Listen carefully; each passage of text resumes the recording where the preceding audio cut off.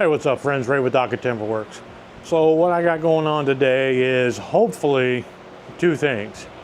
Hopefully it's an unboxing, and with that we get to turn and finish a bowl. So what I got is this bowl that's been kicking around the shop forever.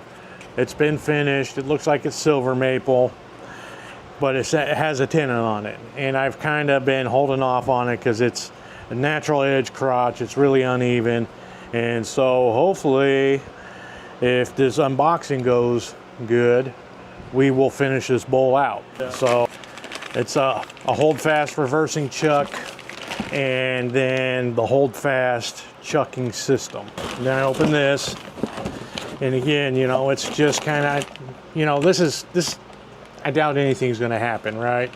But still, I mean, it's almost $300 worth of stuff, and there's no packing material except for in here. This at least has a little bit of bubble wrap, but you know, this is like a $250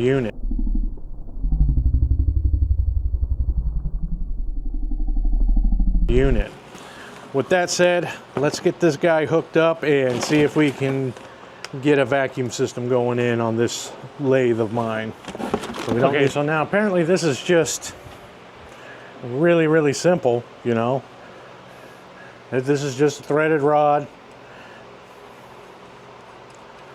and it's got the vacuum connection, and this is the bearing. It lets it rotate in your headstock. And it's an extra long piece of rod, so it's compatible with most lathes. Not every lathe. It says there's a couple of models on there that it says it's not compatible with. And basically what you do is then you just thread this nut.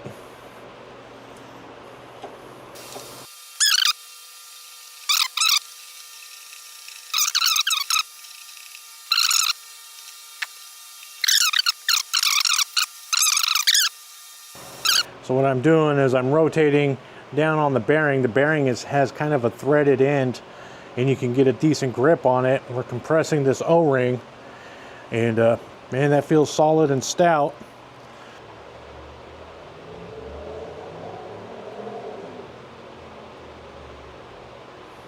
Yep, that long one. It's not critical. You just don't want this to bottom out on your chucks or anything like that. That's all it's about.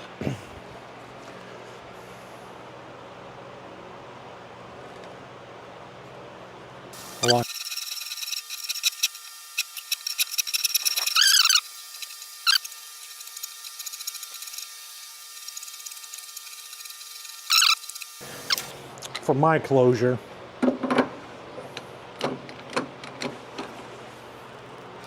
okay.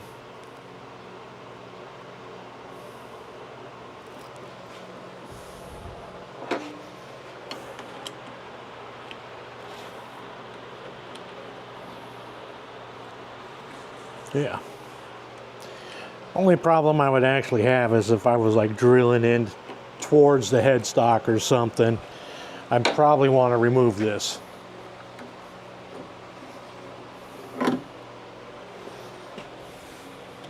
Okay, so all I did was I've got a length of air hose. I put an inline filter and then a quick connect.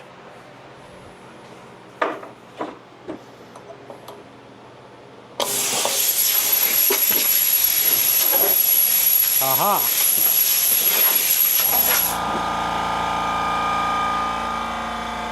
Oops. Okay, and so then what I'm also going to do is I'm going to put a quick connect into the vacuum unit. It says to set the compressor to 85 psi, minimum of 70 psi, max of 125. Higher pressure up to 85, 90 psi will generate more vacuum. Now, I think I already have a small air leak. Of course, because like I said, I didn't have Teflon tape. But then we should just hook this guy up. Okay, and we go to on.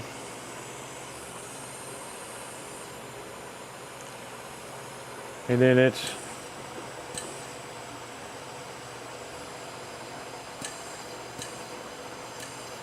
which I guess out of that little nipple doesn't seem like a whole lot of vacuum, but it's saying -25 or -8, whichever one it's supposed to be at, so I guess that's good.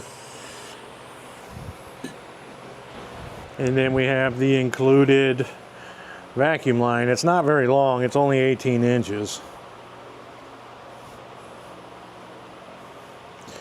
But it should be enough to get me out of the way.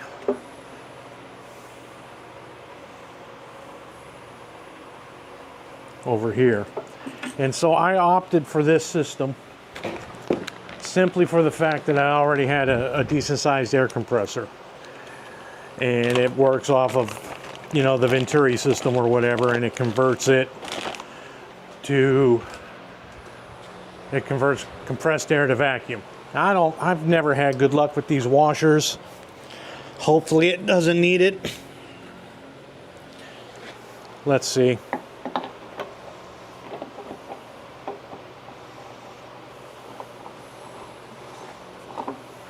I mean, it bottoms out.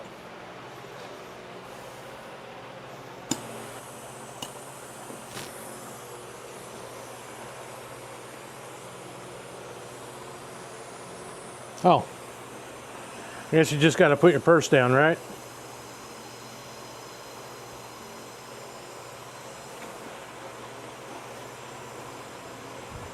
Okay. All right. I'm impressed.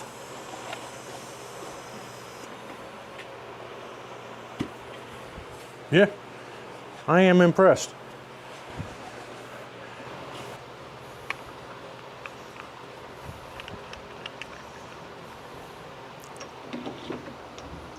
Okay.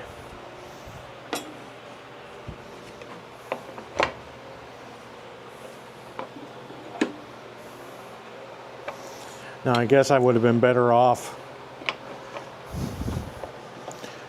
marking this with numbers and all that stuff of which one went where, but I guess so we'll just have to wing it because we're not actually turning with this thing, we're just trying to get this thing centered up. So turn on this vacuum.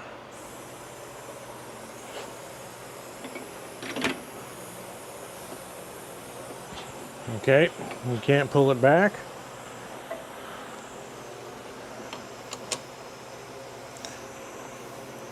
And we'll open this guy up.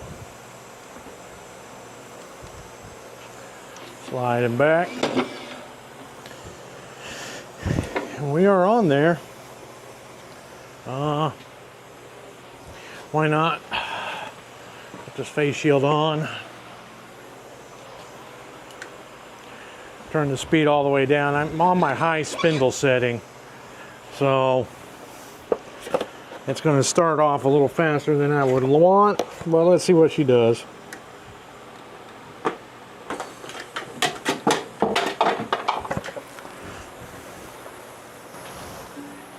Yeah, good times. For a reason,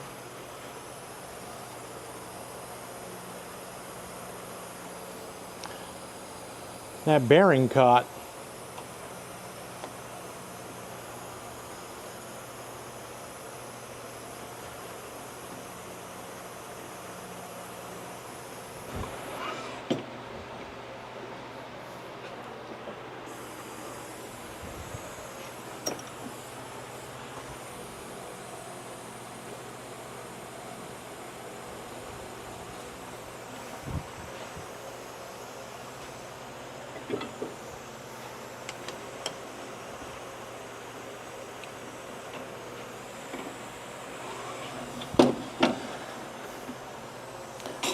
See, what I've also done is I've moved my controls way down here to keep me out of line of fire when I'm starting up, but it doesn't help none if I gotta hold this thing. Hopefully I didn't take no damage,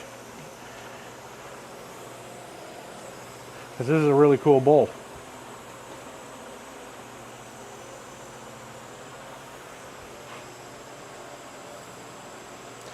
Probably as true as anything's gonna get for having sat there for a month or so.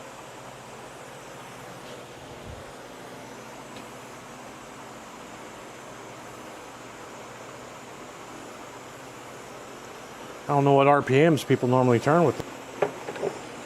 Nope. Oh, damn it.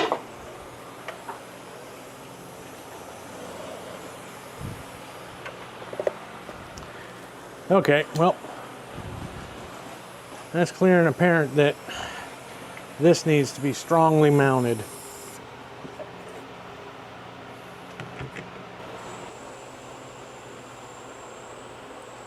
I don't know if it broke off or if it was designed that way, but this comes off so easy.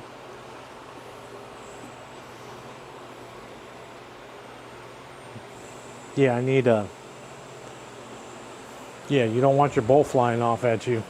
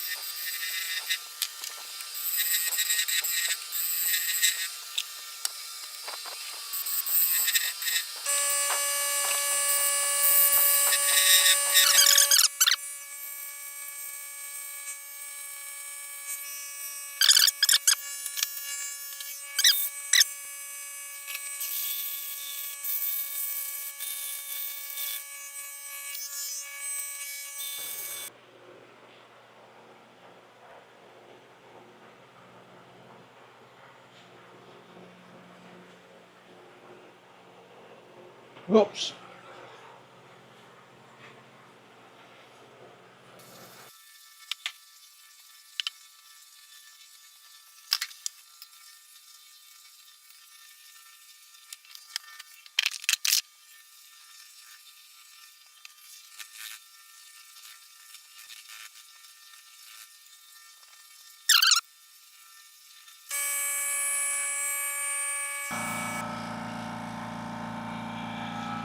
Okay, so there it is. I mean,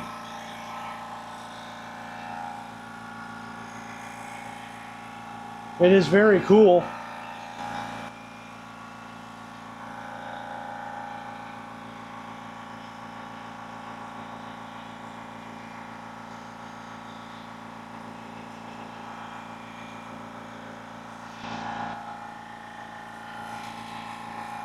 All right, friends, thanks for watching.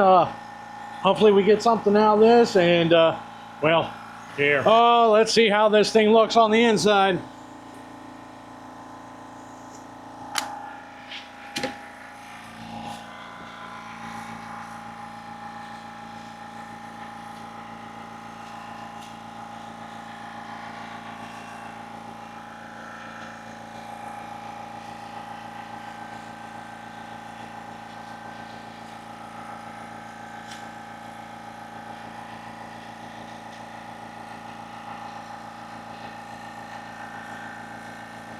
Okay, so this feels, you know, this is dried, this is fresh. So hopefully it all kind of washes out in the end and evens out. So I'll put some oil on this and then we'll see what it looks like. You know, I had to go plain with the bottom, but what I'll say is, check it out. You just say, oh man, we were doing that to showcase the beautiful figure in there. We didn't want to take away from the figure. Right? Right, friends? All right, man. We'll catch you guys on the next one. Hey, what's up, friends? I just wanted to show you guys what this thing looked like once it got oiled and all finished up. This got some Minwax tung oil finish on it, and you can really see the quilting, you know, in that. It's a, like I said, it's a beautiful piece of wood. I really wanted it to come out good and not lose it. And there's the bottom. Figuring it's just amazing. I think it's a great piece of wood. And that's, I don't know, 3 or 4 coats of Minwax tung oil finish. All right, thanks for checking it out, friends. We'll catch you on the next one.